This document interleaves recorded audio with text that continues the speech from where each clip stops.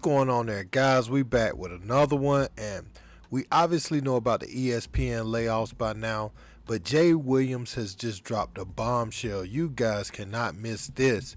He said a whole lot in 3 minutes, so you won't regret listening to this. He basically said that his contract is up in 3 months, and he's hinting at, he'll be on his way out of ESPN too.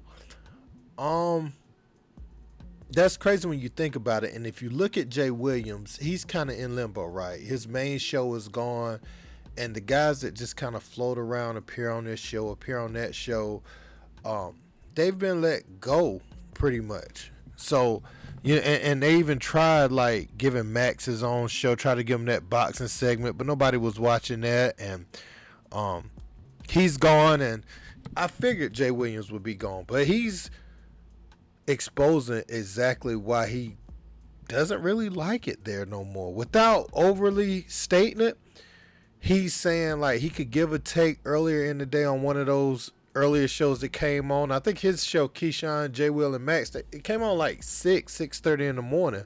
So a lot of times people wouldn't even know what he said unless they caught it when he was fussing at Stephen A. Smith and everything. So his time slot and all that was kind of jacked up, and he said, he'll go a different way with his takes just to see who's paying attention. And I know people will quote it and say, well, that ain't what you said earlier, but that's the only way. He was saying like sometimes he could get you to see what he said on a show earlier where everybody was asleep and nobody caught it, to try to get that engagement. So, man, yeah, listen to what Jay Will had to say, and I'll be back.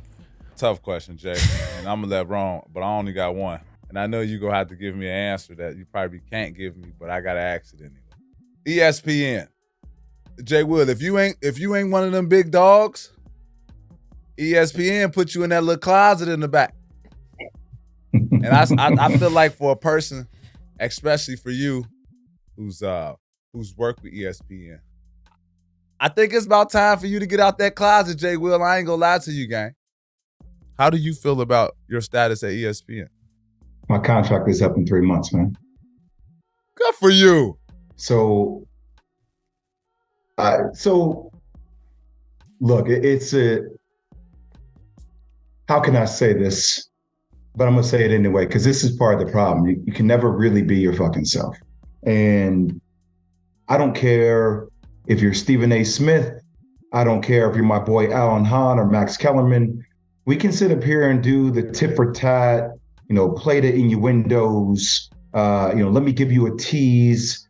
We can do all that. And look, I get how the media industry works, and I get how those are cliffhangers in which social media feeds on and articles feed on, and it feels like media cannibalizing media right now. And I get how that game is played, but sometimes that game gets boring to me, dog. Like I like trenches type talk. How you create an environment in which everybody, you can have your drink, PB can have his tea or whatever he's sipping on to set the mood. Like everybody can just be themselves authentically and not feel like you have to give a take on something.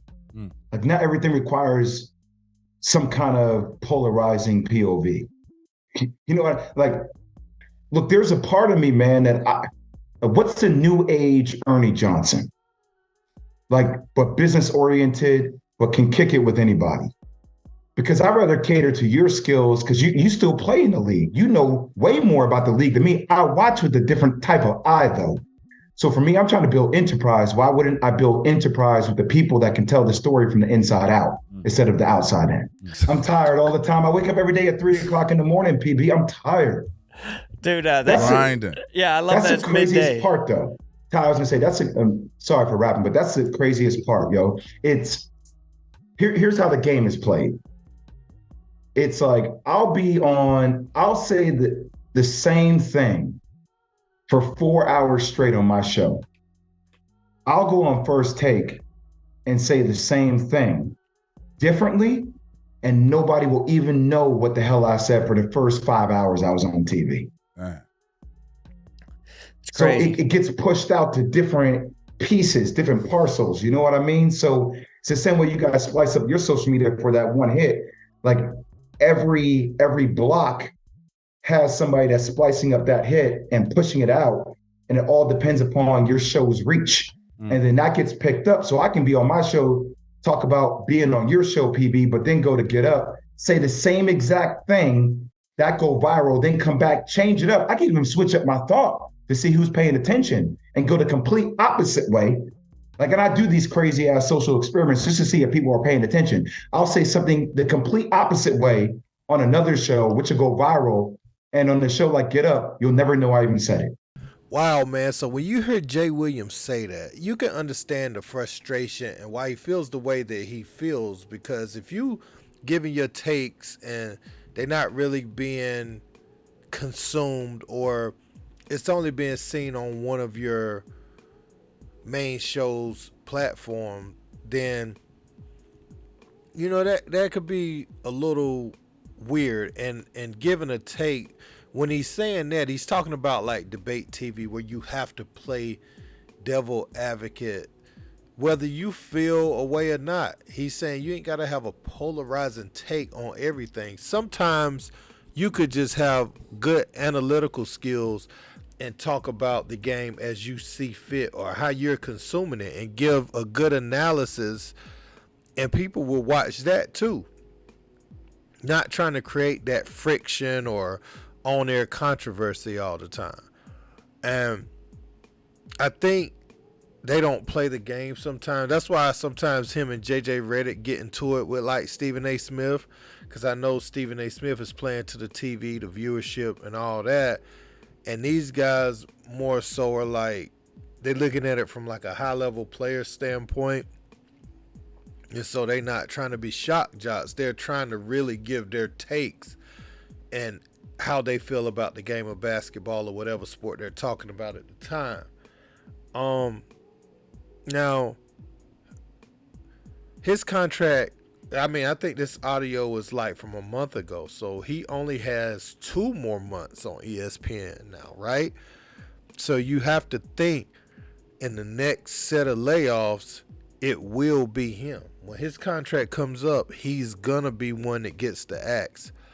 And you have to think NBC is trying to get the NBA rights back. I feel like he could have a shot there.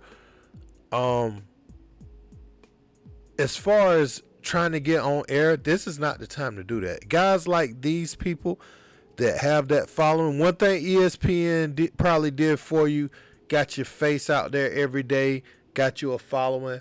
Now you got enough people to hear, that want to hear what you got to say.